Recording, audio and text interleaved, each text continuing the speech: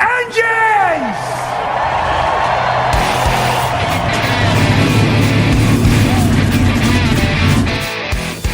Hit the pace car! What for? Because you hit every other damn thing out there. I want you to be perfect.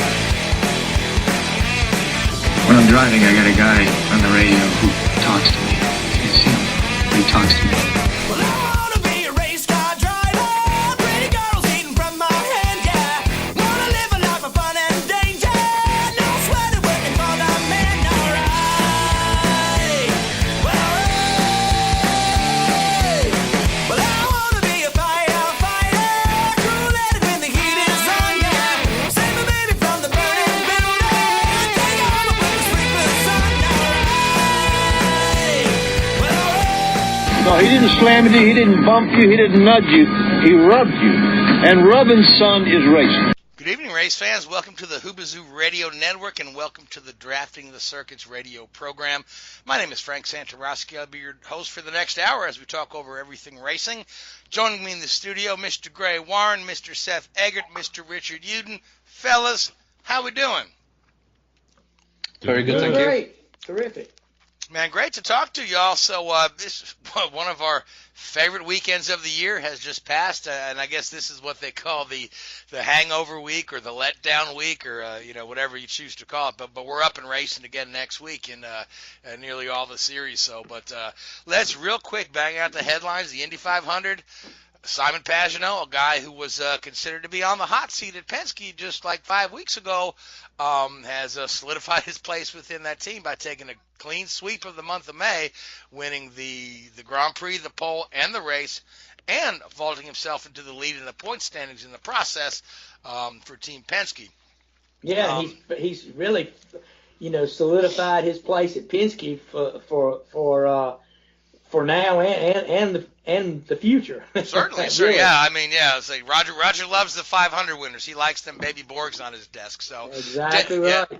Down south, the Martin Truex Jr. continues to be the king of the 1.5-mile ovals, taking a win in the Coca-Cola 600, and Mercedes wins again in Formula One over in Monaco. Lewis Hamilton, just a dominating performance, start to finish, led from pole, led every lap. So let's start with Indy. It was a heck of a race. I mean, it really was. Those last couple laps after the red flag and the laps leading up to it. I mean, Rossi was on fire. Simon was holding him off, alternately not holding him off. Sato was right there in the mix. Newgarden was in the mix for a while. A lot of really good racing. Dyson and slicing and dicing, then the red flag, for the incident on the backstretch, they had to take a red to do some repairs to the safer barrier. That the initial incident between Graham Rahal and Sebastian Bourdais, Rahal quite unhappy, but it took out a few other cars in the way. Took out a few other cars in their wake. I'm sorry. I just get excited when I'm talking about Indies. Don't mind me. Rosenqvist was involved. Who else was involved there, Seth? I've just dropped my thought. In addition to Rosenqvist, you had Zach Veach. Veach took a hard hit. Dixon, who I was going to say Dixon accidentally turned Rosenqvist. That's what set off the second half of that wreck. Dixon got through with minor damage. And Marcus Ericsson. Ericsson tagged the wall nose first. And he's the guy that popped a hole in the safer barrier. So and then at the same time we had an incident in the pits. We had a lot of really sloppy pit work today. I mean, a lot of incidents in the pits, more than we're used to seeing with these guys. But then the bigger story of the week coming out of it is after the cleanup, they rolled off, I believe, 8 laps of yellow before going to green. And it almost looked like amateur hour from Race Control trying to figure out who should be lined up where. And as I researched this thing a little farther, I'm sure your conspiracy theorists say this was done to make sure Simon wouldn't run out of fuel because the Chevy is a little thirstier than the Honda. I don't believe any of that. But I do believe that the real reason for that was they are allowed to move the lap cars to the end of the line if there's less than 15 laps remaining in the race. So they rolled off a couple laps to get to that point, and then they took another few laps to figure out who was supposed to be where. So it did kind of upset people. It looked like amateur hour. But from there, the last couple of laps were dramatic. Rossi just could not make a pass and make it stick, and Simon brought it home. So great job overall to the Penske organization. Fantastic month of May right there. Now, Richard, you had a chance to watch some of those funkiness in the pits? Yeah, that, as you say, sort of the phrase amateur hour just sort of spring to mind. There was it James Davison, Jordan King, Will Power. Didn't Castroneves get a penalty as well, or tangle with? He tangled with Davison, didn't he? Yeah, Castroneves yeah, did. it was just a little bit messy, really. Will tapped one of his pit guys. The funniest thing was Will afterwards was furious because he says somebody on his team told him that he didn't deserve the penalty. He didn't hit anybody. So the first people Will talks to is the media, and he just lets race control have it. A little later, he goes to race control. They show him the video, and then he says to the race control guys, he goes, I may have said something to the media. I apologize about that. And then he ran out the door. But he did retract. You would, wouldn't you? He did retract his statement and say that yes, he definitely the penalty was deserved. So, but he wasn't flipping off the camera on this time, though. No. No, he's refrained from that. Okay, good. Still recovered for what fourth? Yeah, he had a solid finish, didn't he? I mean, fourth or fifth. At the end of the day, he's got that trophy, and he's got to be looking at the championships now as well. Obviously extra. 500 wins are nice, but in reality, it's the championships. He's got that monkey off his back last year, and I'm sure his championships are there. If you ask him, does he want 3 more championships or 3 more 500 wins? He'd probably take 3 more championships, wouldn't he? Will probably would. Yeah, other guys would take 500 wins. Yeah, like they've asked. They've asked Elio if he would trade one of his 3 500 wins for a championship. He's always had a tough time answering that.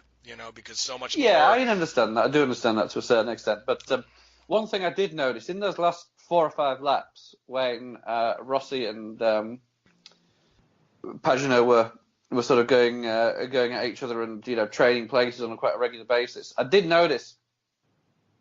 I don't know if it's handling of the car or the setup on the car, but Pagenaud had the ability in those last couple of laps when he kept Rossi behind him. As he was exiting turns 2 and turn 4 to go onto the long front and back stretch, he could make a far more aggressive turn to the inside of the track, and Rossi couldn't keep that. Rossi couldn't turn as tight, so he couldn't get the toe. And when it was the other way around, again, Rossi couldn't turn as tight, and Pagenaud could, so Pagenaud could keep that toe from right on the corner exit.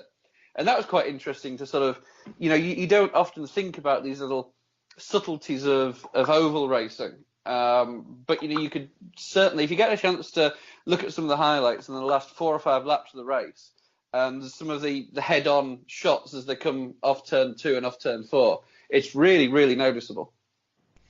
Yes, it is. Yeah, but I don't think Simon was to be denied that day. He had a better car. I assume there is that question of had they not rolled the extra yellow laps off, if he would have made it on fuel. But the world will never know, will they? I want to talk for a moment about somebody who was very impressive. We had a couple guys that really were let down. Colton Herta's day ended early with mechanical. Kyle Kaiser, first guy to hit the wall. Marco Andretti, issues with the car all day long. He was almost like a moving chicane out there. But the guy that really impressed me is also just been named the Indianapolis 500 Rookie of the Year, Santino Ferrucci. Now, here's a guy that was kicked out of Formula 2 in a very, odd, in a disgraceful situation, really. I mean, this guy's racing career could have ended right then and there because we had, missed sponsor payments. We had him make contact with his teammates. Allegations that racial slurs were used against his teammate. None of those have been proven or have been able to be proven. But the kid's come into IndyCar and he's come in with a great mindset. As a matter of fact, I had a chance to speak with him on Thursday, and the kid seems well grounded, willing to learn, humble, and he's not the punk people make him out to be, or he's not anymore. Certainly, I didn't know him in his Formula 2 days, but seventh place. He started mired in the back of the field, worked his way up into the top 10.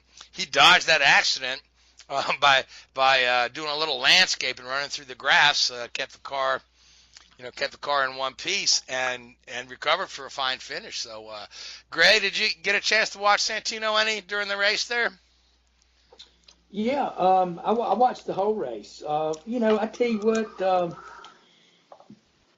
the kid still got a lot. I mean, he came in with a lot of fanfare, and he tried to make the Formula One thing. I think what he was mentioning, he was going to do some work with the Haas F1 team and all that.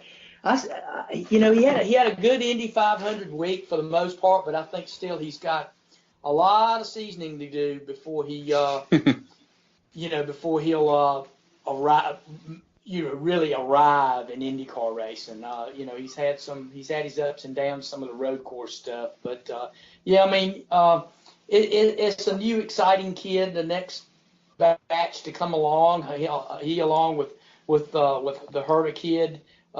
It's kind of we're beginning to see a little bit of the changing of the guard.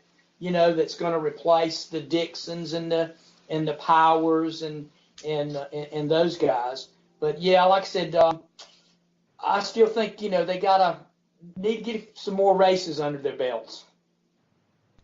Oh yeah, for sure. But I was speaking to his general mindset, just coming into it with the right attitude and not. Oh yeah. So you don't get there without having the wherewithal to get it done. And you've been on somebody's radar to put you in a top flight ride. So yeah, I'm just speaking of my personal view of the kid, but like I said, they'll all come around, and the more races they get under the belt, the better they get. But as far as the Indy 500, I thought it was an exceptional race. I enjoyed it. I thought it was great racing throughout the pack. Of course, we did have some restarts there that kind of made it even more exciting because those guys really would try to make hay when they could on the restarts. And we saw some 3 and 4 wide racing all around the track, which made good. And of course, the finish was terrific. So, and the crowd was absolutely fantastic. I tell you what, that had to be one of the biggest. We've seen great crowds at Indy, building up over the last decade from when it kind of got a little off there. But boy, I think this year's crowd was the biggest I've seen in some years. Yeah, they obviously hit that peak in 2016 with a full-on sellout, but they've not had the drop off in the 3 years. And when they scanned, which is great. When they scanned the crowd, you didn't see. I think that showed the stands. I guess the 3. There was a few empty seats there, but by and large, the place was when they showed the shot all around the track. It was pretty much a damn near a capacity crowd. A lot of folks were there. Now, Seth, you wanted to talk about the wreck and the red flag, and before we get too far away from that subject, I really do want you to interject your thoughts on this. Well, to be honest, at least the ensuing caution and the wasting of laps, as some people view it, honestly kind of felt like NASCAR a little bit. Not that I'm bashing NASCAR at all. It's just the execution was lacking, or at least the way the broadcast showed it was lacking. Because sitting in the Charlotte Motor Speedway Media Center, to my knowledge, there was no mention that they were doing it to get to the point where the lap cars would be forced to go backwards. No, I didn't find that out till today. They did that. I actually had to find the rule book where it says that if there's 15 to go, less than 15 to go, they can move the cars back. So just, not that I'm knocking NASCAR or IndyCar or anyone in general, I just wish it came across on the broadcast. That being said, one of the drivers involved in the wreck, Marcus Ericsson, I have to thank the folks over at Motorsports Analytics for this. He had chosen fat-free milk if he were to have won the race. No one who has ever chosen that has won the Indy 500, and until this year, no one who had ever chosen that had ever finished the Indy 500. Okay, so stay away from fat-free milk. Yes. Okay, I mean, Indy's got a lot of traditions for sure. So And add that to the list. add that to the list. So now, Richard, did you have another point before we move on? Because I want to actually talk about the broadcast from NBC just very briefly. I forgot what I was going to say now. Okay, well, if it comes around Come to back, you, please. we'll circle around. But Seth, you guys, I was at the track. I haven't had a chance to see the TV broadcast yet. I did get to meet Dale Earnhardt Jr., and I did get to see Rutledge Wood as well, and Rutledge is always a fun guy. But a lot of the comments I've read on the NBC coverage are split. You know, some folks thought it was great. But the thing that keeps coming back is, too many commercials. I'm like, okay, you know what? Newsflash, you're going to get a lot of commercials in a whole high-profile event. Watch the Super Bowl sometime and take notice to that, right? You know. So, but otherwise, commercials aside, how do you feel NBC did covering the event? I mean, they had a much longer pre-race show, much longer post-race show. They covered all of Carb Day. They were on the air Saturday.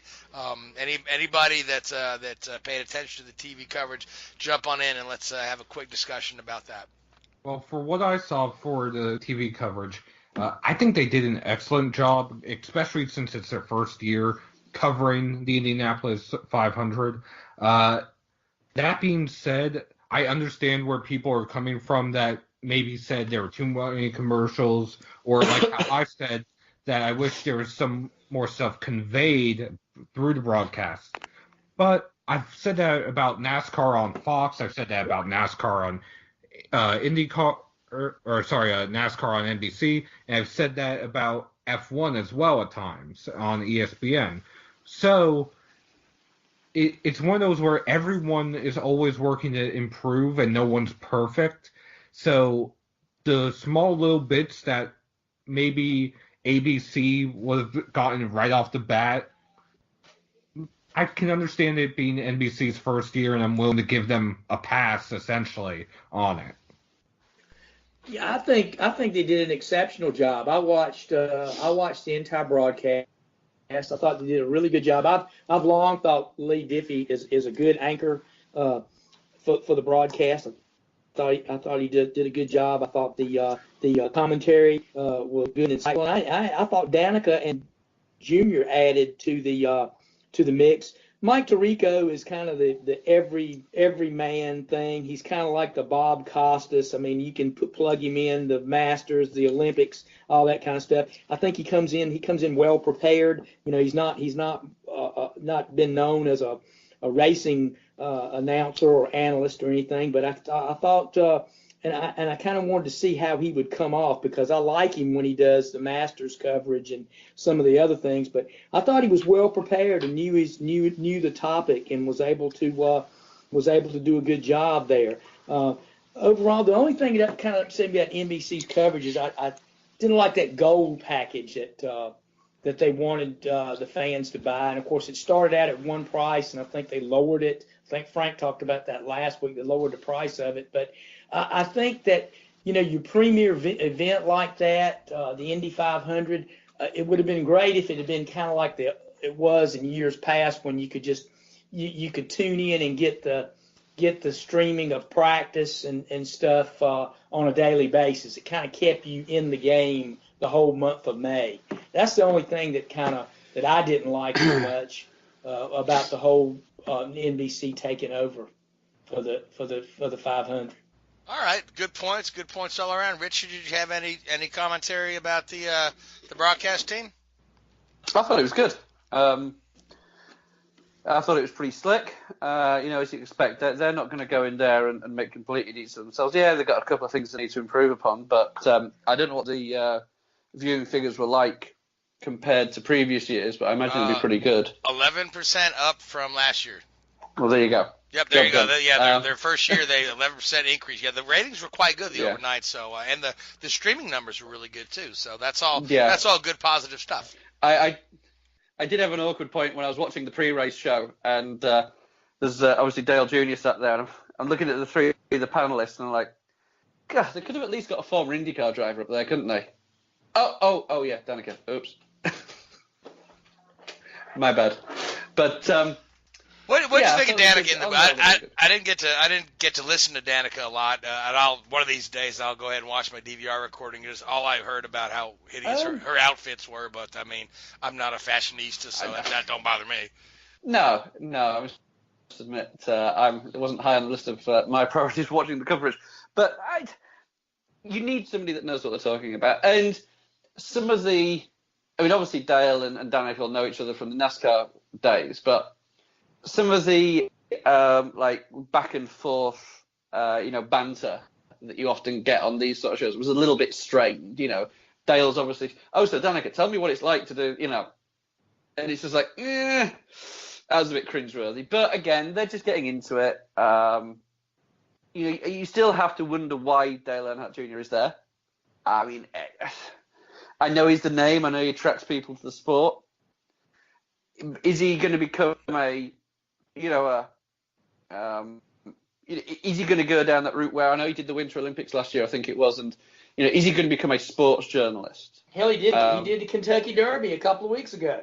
Yeah, so maybe that's the way he's going. But you figure Fox has the first half of the year for NASCAR, right? Yeah. So they're using Dale as a year-round employee. And I think he lends some nice stuff to. I watched him at Kentucky Derby. I thought he lent some nice stuff to there. It's almost like a bit of a fan perspective he lends. Right. He comes but sometimes across as an everyman. You know what I'm saying? He relates well to he relates well to the average fan. And of course, I mean, it's a marketing thing for NBC Sports as well. And I understand it. If he's a big draw and they see good numbers when he's on screen, use him, go for it. Not to mention his podcast with all the different people he's had on there. He's had everyone from NASCAR drivers to IndyCar drivers, NASCAR officials. I believe this week he's going to have Stone Cold Steve Austin on there. So just interviewing as well, it's a wide range. Or at least you guys will know how well it works or it doesn't work in the US with sports announcers. But are there many, football players, for example, who are now, will cover NASCAR and baseball and hockey and soccer and all these sort of things? I almost think that they're, and I know what you're saying about having that everyman in there, but they had Matt Damon and Christian Bale there. They're the everyman, It's almost a little bit. I mean, I know Dale probably knows more about IndyCar than he would the Kentucky Derby, for example, or Winter Olympics, figure skating. Mm-hmm. But it's like, if you're going to have this impartial, fan on there, you probably want somebody who's not a sportsman. I don't know. I'm just putting it out there. Well, I mean, the dude needs the work. Yeah, exactly. I mean, he's struggling. Yeah, so I don't know how well his bar is doing. It's a draw for sure, yeah. Now, I wanted to tell you my Dale Earnhardt Jr. story, okay? Because, like I said, I got a chance to run into Dale, and I just think this story is a little funny because there's like a couple of neat twists in it, and it starts off. Did you get arrested? No, I did not, and neither did Dale Jr. Okay. Yep, good. So. I don't have any stories that good, but so the story goes like this, right? So I'm down in the garage, and here comes the NBC guys walking with Dale Earnhardt Jr. I'm like, oh gosh, that's Dale Earnhardt Jr. Almost didn't recognize him. He looks very gaunt in real life, and so they're taking him to meet Simon Pagenaud, right? Simon and Dale start talking, right? And Dale is kind of doing his, I love what you guys do. I respect this. I can't believe the speed you drive, man. This place is neat. The cars are cool. And Simon's just kind of listening, soaking it up. And then suddenly Simon is like looking. He's like, oh my gosh, it's Damon Hill, right? So Simon drops Dale Jr. mid-sentence like a hot potato and turns around and starts talking to Damon Hill. So that now Simon and Damon are talking. I can't quite hear what they're saying, but they're by their hand motions, they're talking about cars drafting and that sort of thing there. And then in a moment of zen there, Simon realizes what he's just done to Dale Jr. Dale is standing here like, and then so they all kind of come together and pose for pictures. Now, the other person here that was on the golf cart with Damon Hill is Donald Davison. Donald Davison is the historian for the Indianapolis Motor Speedway. He's one of the most knowledgeable men you'll ever meet about anything that's happened at the Indy 500. I mean, if you have a question about what happened on the 50th lap of the 1912 race for this car, Donald will tell you. Or if he can't tell you right there, he'll know exactly where to find it. So then they bring Donald in. They all take a bunch of pictures together. Actually, Damon Hill hands me his phone. Says, "Here, would you take our picture for us?" I'm like, "Okay." And I don't know if you'll notice, you'll see it on Damon Hill's Twitter, the picture of him with Simon doing the thumbs up. Yep, that was me. Took that picture on Damon's phone. So that was there. That was. I should have. I didn't think of that. So then now this is the next twist to the story. Okay. So the next day, now Friday. Now I'm walking right here to Donald Davison, right? So I started engaging Donald Davison in conversation. I said I got to stand right there. That neat little exchange we had with Damon Hill and Simon and Dale Jr. A lot of just race power, star power right there in one place. And Donald says, what the funny thing was? He says, Damon Hill had no flipping clue who Simon Pagenaud was either. So there you go. That's that's the story full circle. So, but it was fun. It was a neat moment to witness. So, any other 500 stuff we want to cover real quick? I mean, we've talked about Rossi, Simon, Takuma. Great day for Takuma. He I think if we hadn't had the laps of yellow, he might have been right there in the mix. But again, I think the Chevy was just a little more powerful than the Honda. But we are off to racing again right away in Detroit. Not once, but twice. We're racing Saturday, racing again Sunday. So if you guys like to make picks for Detroit, you get to pick two. Or you can pick the same guy twice if you think somebody's going to sweep. So, Gray, I'll start with you. Who do you like for Detroit? Oh, Detroit. Let's see. I'm going to tell you what. I'm going to go with the man on the hot streak. I mean, you got to go Pagenaud. Boy, I tell you, and if any rain comes, I'm going to say he's a sure bet. But now I'm going to go with Pagenaud to win at least one of them. Okay, and so you want to go with somebody else to win the second one, or you think Simon's going to sweep? Who can we get? Oh, let's see here for the second one. Dixon. All right, good call there. So, Seth, who do you like for Detroit? I'm going to go with Hinchcliffe for one of them, and I think I'll go with Power for the other. Okay, two good picks. Hinch had a great Indy 500, by the way, too, almost unnoticed under the radar. He charged from 32nd starting position to 11th at the end of the day. So, now, Richard, you are next. I'll go with Power and Rossi. Power to win the first one. So, Seth, you've got Power to win the second one. Fair enough. Okay, so I'm just trying to remember all this, so I don't. So I'm gonna take Rossi to win the first one. Okay, I think Chilton's available. Chilton's available. Yeah. So, but I'll take Rossi to win the first one, and I'm gonna take Joseph Newgarden to win the second. And so I do have one question on this Detroit race. Yes, sir. I know when I've watched it in the past few years, do you not feel it's a bit of a letdown? So close to 500. You've had the 500 for a month, and it's been a huge build up, and it's this awesome event, and it's like, oh yeah, we're going to Detroit. Whoa! That's and there's why like 5 people in the stands.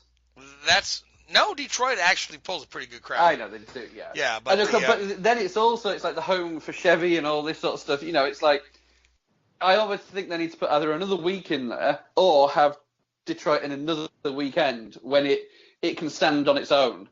Because it's just eclipsed massively by the 500. Well, you see, the traditional race after the 500 for years and years and years was Milwaukee. You know, but in Yep. Milwaukee, it was always well attended. But you know, after the split years and whatnot, Milwaukee dropped off the radar. They had some problems with some promoters. The track almost closed in 2009. Michael Andretti tried to revive it, still couldn't put folks in the stands. Roger does a nice job promoting Detroit. As much as Eddie Gossage would love to have Texas the weekend after Indy, and he's been lobbying for years. You know what Roger wants, Roger gets, and Roger promotes the race in Detroit, and there it will stay. But a lot of your folks that are huge fans of the 500 are not huge fans of road races. So it does, to your point, kind of really almost seem like a letdown, especially those folks who love the ovals, and there are tons of them. There are tons of them. So. But, and especially, you know, I'm sure there could be a situation, you know, some of these guys say watched the race last weekend and they're like, oh, you know, and I'm picking the name off. Oh, Ed Carpenter, he was great. Yeah, I'm going to watch this weekend and see how he gets on. Oh, wait, what? Where's he gone? Yeah. You know, NASCAR used to do a similar thing, you know, when they would try to piggyback off the Daytona 500 to kind of help California, you know, kind of give them a shot in the arm, you know, and send the cars out there right after the 500, hoping they could piggyback on that. And then they did that with Atlanta as well, at least in recent years. Yeah, I don't think I think both Indy now and Daytona are big events unto themselves, and I think you get maybe a little bit of curiosity from TV, maybe a spike in ratings, but I mean, as far as, you know, fans are going to go to the race they want to go to. You know, oh, for sure. Obviously, I don't think you're going to, you know, I don't think you're going to see a spark like that. And too, time of the year and the weather and everything else has a big hand in it. Oh, of course, yeah. I know Detroit has a relatively small window, don't they? But you know that Pagenaud is 90% of the questions Pagenaud will get asked this weekend is not going to be about the Detroit race. And probably same for Rossi and Will, you know, the big guys, you know, they're going to be asked about the 500. And, you know, I just think if you had an extra week, it would give you some separation from the two. Yeah, and then, you know, the local media is going to, in all their B-roll and packages that they're going to do, it's all the B-roll and stuff's going to come from, they'll show a little bit of practice, but their interviews will show footage from this past week's Indy 500. So, yeah, it's... Well, it is what it is. I mean, and it's a tough turnaround for the winter because you figure they got to do that media tour, right? So like Pagenaud's up in New York City now. He'll be on, you know, several talk shows and everything else, and photo ops and interviews and this, and then, you know, by the time Thursday rolls around, it's time to head to Detroit, and then you're racing not once but twice. So, I mean, Frank, I got a question for you. Yes, sir. Speaking of Milwaukee, there was a movement underfoot, you know, several months back where they were trying to kind of revive that thing with going back to Milwaukee. Where does that stand? What have you heard lately with that? Well, they've pretty much saved the track from being razed to the ground for the moment, because right now the cost of redeveloping the property is kind of prohibitive, but I think that's still in the back of the mind of the West Allis Planning Council. But they've actually held a race there recently, some club racing events, and they had a vintage race there. I think they call it the Millers at Milwaukee. But until a promoter willing to take a leap of faith jumps in there and promotes this thing right, I do not think you'll see the IndyCars return to Milwaukee. I do not think you'll see the NASCAR Xfinity Series or trucks return to Milwaukee. So it's like I say, you're gonna need a promoter to take a leap of faith. And I know the Xfinity promoter, the last promoted Xfinity at Milwaukee, turned out to be a bit of a charlatan with the business dealings, which led the Xfinity Series to start running at Road America. And I don't know that still hasn't left a bad taste in the mouths of the NASCAR folks for running NASCAR at still, Milwaukee. Yeah, because they draw a great crowd at Road America. Yeah, NASCAR still owed money from both Milwaukee and Circuit Gilles Villeneuve. let's talk about your weekend, Seth. You were down in Charlotte. You went to the Hall of Fame thing. You went to the 600. So how about you and Gray and Richard talk about the Coca-Cola 600 a little bit? Because I honestly haven't had a chance to watch it yet after, traveling home and getting unpacked and everything else. So you guys have at it for a while. Let's talk about NASCAR's weekend in Charlotte. Again, it was another great race. I thought the racing was really, really good. I mean, I thought it was other than the cautions and stuff, but it was kind of when the green flag was out, it was kind of a fast-paced 600. It was a lot of racing throughout the field, up at the front and in the back. Kind of had different guys take charge at different times, and of course Truex got strong there and ultimately prevailed in the end. But I thought it was pretty compelling all night long. Tremendous crowd there for Charlotte race, kind of a little bit of a revival. Even with the heat, too. Yeah, with the heat. I thought it was somewhat of a revival as far as the crowd at Charlotte. It was really, really good. I mean, the people at Charlotte, NASCAR, got to be really tickled with the crowd that came. I think a lot of it, of course, people wanting to do some stuff on the weekend. The economy's pretty good right now, and I think too that the promise of some good racing that they've seen on some of the mile and a halves brought a lot of people. And the TV figures were up as well. Mm-hmm. Quite a significant amount as well, which was good to see. On top of that, you also had a handful of drivers who had trouble earlier in the race. Stenhouse, Buescher, be able to work their way back up through the field. Mm-hmm. Stenhouse got his first top 5 on the intermediate track. Buescher got his best finish of the season, 6th. And on top of that, another win for the AstroTurf in the infield, because that should have completely destroyed both Kurt Busch and Stenhouse when they went through. And how did no one hit Busch one back on track? Or was it Harvick that sort of got within a cigarette paper's width, wasn't it? Yes. It was, yes. That was pretty impressive. But I thought it was a pretty good, good event.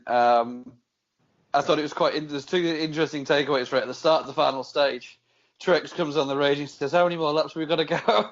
Or what time is it? I think he asked. He says, what time is it? Yeah. It's about 10:30. He's like, "Oh boy, here we go." Yeah. And then in the media center, he stopped at one of his answers mid-sentence because he glanced at his watch. He's like, "Is it really 10 minutes to 1?"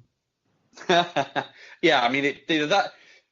I wonder for TV if they need to bring it forward an hour, because I sort of watched the start of the race, went to England, had dinner with my parents, and came back, and then got the end of the race. It did seem to drag on a little bit. I wonder if they need to bring it forward a little bit so it's finishing at 9:30, 10 o'clock rather than 10:30, 11 o'clock. They very well may. To show how long the race is with these extra stages. At the post-race, NASCAR issue a sort of a one-sheet point standing updates, result sheet. And there's no column for stage 3. So that was brilliant. You got the stage 1 points and stage 2 points. No stage 3. So I hope they did include them in the points. They did fix that later on Monday, actually. Okay, because I saw it Monday morning. I was just glancing through it, and I noticed that they'd only given stage 1 and stage 2 points. It's like, oops. But they did fix that. Also, it's the first time that Hendrick Motorsports had all 4 of their cars finish in the top 10 since April 2016. They're slowly getting better, aren't they? And it's the first time they've ever done it in the Coke 600. Yeah. No, Hendrick has, obviously they've had the critics, quite rightly, because of a team of their size should be doing better than they are and should be winning races on a more regular basis when you've got drivers of that caliber. But, they're starting to chip away at it. Earlier in the season, a bad race for Jimmy Johnson was he was running sort of 16th, 17th. Now he's, top 10 reasonably regularly now, I think, isn't he? They're starting to up the game, those guys. A couple of drivers also had some good runs that didn't finish in the top 10. Corey LaJoie finished 12th. That's his best finish on a non-super speedway track. David Reagan was in the top 10 for most of the race. the team gambled and stayed out on old tires under the last caution. There's a funny moment when Martin Truex Jr.'s father asked David Reagan if he would drop back. They didn't mean to the back of the pack. They meant drop back so Truex could push. And Reagan answered on the radio, "Oh, hell no." Another driver who should have had a good run based on his speed was Bubba Wallace. He was the fastest car on track for the last 20, 30 laps. However, he was 5 laps down. He was involved in a wreck early in the race and lost 2 laps during the repairs, then lost another 3 laps when the window net came down. So that was just a little bit of bad luck for his team. Yeah, but he ran really good at the 2 weeks at Charlotte that they were there. He did. The team showed a little bit of spark. And speaking of spark, a couple of drivers left some on the track. Austin Dillon, Kyle Larson with some pretty hard hits, as well as Cody Ware in that Rick Ware car. I do want to say Rick Ware's cars probably had the best paint schemes in the Cup Series this past weekend. They were all painted up like former fighter planes or the SR-71 Blackbird. Nice to see the creativity they came up with. Yeah. And Jeffrey Earnhardt's livery there, I believe, for the Xfinity race. He carried the livery for the fallen Mooresville. The fallen Mooresville police officer. I was just about to get to that. The Xfinity Series was also in action. Tyler Reddick won that scorcher. Jeffrey Earnhardt got his first top 5 ever in NASCAR, in the top 3 series, that is. Jeffrey Earnhardt's sponsor, IK9, donated the placement on the hood and on the quarter panels to fallen Mooresville Police Department officer Jordan Sheldon. Jordan Sheldon trained with IK9. His dog Ramon was an IK9 dog. Officer Sheldon often did a lot of the security at the various events around town when NASCAR was in town, especially for Tory Racing Enterprises, Memory Lane Museum, and even the North Carolina Motorsports Hall of Fame. I actually do have a story about Officer Sheldon that I'll tell in a little bit, but Justin Haley also got his first career top 5 in the Xfinity Series. He finished 5th. And that was without a tachometer, so he had no way of telling his pit road speed. That was lucky, I would say. You know, and I'm gonna make a statement about the Xfinity race here. I'm still baffled about NASCAR letting the Xfinity the attendance for the Xfinity race on Saturday was woeful. There's a big crowd in Charlotte, big crowd in town for that, but people choose not to go, even with all the deals and stuff and the incentives that are out there to go to the Xfinity races. People still choose not to go, and I'm a mind that NASCAR's deal with not prohibiting or limiting the participation by the Cup drivers is hurting that series, hurting the on-track, hurting the attendance. I really do. I believe it does, because you've got a field of guys that, and I've said this before, there's not much star power in it. It really isn't. But you got Christopher Bell, and you've got Reddick, and a few, and just a handful of guys. But other than that, from there on back, it's nothing. It's So, really, you know what I'm saying? I just don't. I just think they need to spice it up. Here's an idea. Here's an idea very quickly. Just say, hey, if you buy a Sunday pass for the race, you can go on Saturday for free. You're not going to lose money, because the majority of people that go on Saturday will be going on Sunday. Money. I think it's apathy.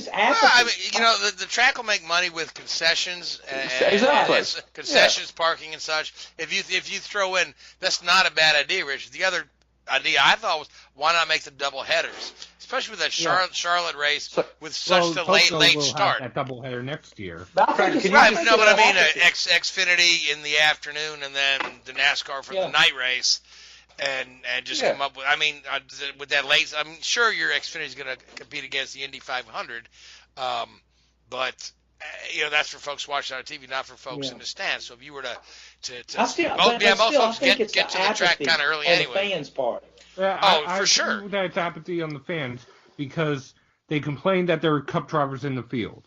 Well, they took the Cup drivers out of the field. Now they're complaining that there's no Cup drivers in the field. Exactly. You got two factions. You got factions that loved it when the Cup guys were in there and came to see the Cup drivers in there, and then you had another faction that wanted to complain. So, I think you got to kind of balance. You got to see which side of the scale. Here's a question for you then. Here's a question for you. Why do people watch racing? Yeah, there's a certain percentage that will watch it for the superstars, the Kyle Bushes, the Brad Keselowskis, the Chase Elliott's, guys like that. Or do they watch it for the close, tight racing, which you tend to get more when those guys aren't there? At the end of the day, it's not like it's a soccer player or a tennis player or a baseball player where you can see the guy. You can have any idiot in the car. You don't know who it is. But so all you're doing is watching cars drive around. No. I think the issue is people. If the racing was better, people would go. And I personally don't think watching Kyle Busch waltz off into the distance is good racing. And he can't. At the end of the day, you can't blame the guy because he's a fantastic driver, and he's always going to have the best equipment at that level. Here's what NASCAR did years ago, and started going to this. We used to there was a lot of different factions to go to race. There was the guys, the Chevy fans, the Mopar fans, the Ford fans went en masse because they were car guys. NASCAR over the years, and of course it's nobody's fault because the automotive industry has changed. The cars now lack more identity than they used to have and that kind of thing. So when that kind of happened, NASCAR went into marketing the drivers more than the cars, the drivers' personalities and things like that. And that's what's kind of, they try to do the same thing with the Xfinity Series. If you look at the ads on TV, they're saying, well, you make your name here and that kind of stuff. But then they show these guys out there. They show the guys. And they haven't made a name, and so nobody recognizes them. Other than Christopher Bell and the ones who have made a name, they leave out, like Tyler Reddick. Right. So here's a one way of looking at it. And you guys probably know more than this than I do. Do you think that the Xfinity attendances have dropped in the last 15, 20 years? Oh, yes. Without a doubt. I'd say overall, yes, but there are a couple of tracks that are outliers. Sure. But if you go back 15 years ago, who are the two big names in the sport? Jeff Gordon and Jimmy Johnson. Neither of them ever drove an Xfinity race. Right. But you need those guys? Oh, they did one or two. Yeah, but you still had a good field of Cup drivers in the Xfinity races. You had Keselowski. You had you go back. Kenseth drove a lot. Martin drove tons of them. But also at that same time, it's been around the last 10, 15 years. That's what you said, Richard. About that time, you also had a major influx of teams that would just start in park as well. I vividly remember there was a race at Charlotte, I want to say 2009, in which after 15 laps, 11 cars had already parked. Yeah, and you can't have that. No, for sure, and I 100% agree with that. But so there's a lot of different factors the racing in better. Nobody would miss Kyle Busch not being there. Nobody would miss Kyle Larson not being there. One more thing I do want to mention about the Xfinity race. Austin Dillon was running the Xfinity race. He bounced off the wall, knocked in the crush panel, and with the heat and the fumes, he was getting exhausted. He actually suffered some minor burns. They pulled him out of the car, Colic Racing, and they put Daniel Hemrick in, the other Richard Childress Racing driver. Yeah, but I don't understand why they risked the other Childress driver. I'm with you on that. And what's Austin's surname? Do I know? There we go. It was the 10 car. Sorry, just putting it out there. I don't know, but maybe the sponsorship thing. Maybe from colleague they get a certain. If they retire a car, they lose a cut of the sponsorship. My main issue with it is they sent Hemrick back out for 10 laps. Yeah, and it wasn't. The car had already made the DVP, the damaged vehicle policy. It had already cleared that. Then they had him come back in under a caution into the garage to make repairs, and then send back out. Yeah, and then they went back out with just a handful of laps left. I mean, it was less than 50 laps to go. And there was no one for him to pass either. I'm with you. I thought that was kind of crazy too, unless they just wanted to give Hemrick seat time. That's the only thing. In a broken car and in a broken car that 400 had degrees carbon oven. monoxide fumes. Yeah, it's kind of a weird deal. And of course, I tell you, not only that, the TV broadcasters expressed their concern astonishment. You see, I'm a big believer that they should have, similar to what they have in Formula One, where they have the impact sensor. They have telemetry from these cars back to NASCAR anyway, not so much the teams now. But they should have carbon monoxide sensors in those cars. And when it gets above a certain level, park the car. Oh, for sure, yeah. At some point, remember when, was it Casey Kane, was it last year when he was at LFR, had heat exhaustion? There was rumours that was carbon monoxide poisoning, because heat exhaustion can be very, very bad, but it doesn't take 6 months to recover from. Or another driver that comes to mind, Harry Gant, way back when, he actually had to retire because of carbon monoxide poisoning. And Rick Mast as well. This. Yeah, Rick Mast. Yeah, so I'm gonna tell you something. So guys, fellas, I'm gonna have to stop you. I hate to do it, okay, because we need to leave a little time for Formula One, and this is a great heated discussion we're having, but we just kind of need to wrap this up, and we're off to Pocono next, the Tricky Triangle. What turn 4? And Seth, who do you like for Pocono? Alex Bowman. Alex Bowman. That's a bold There's choice. 2 races, right? It's 1 race. The next year is when next year's the 2, isn't it? Next year's 2. Okay. Right. So, Gray, who do you like for Pocono? Wow. Alex Bowman's a good pick because I picked him to prevail at Charlotte this weekend.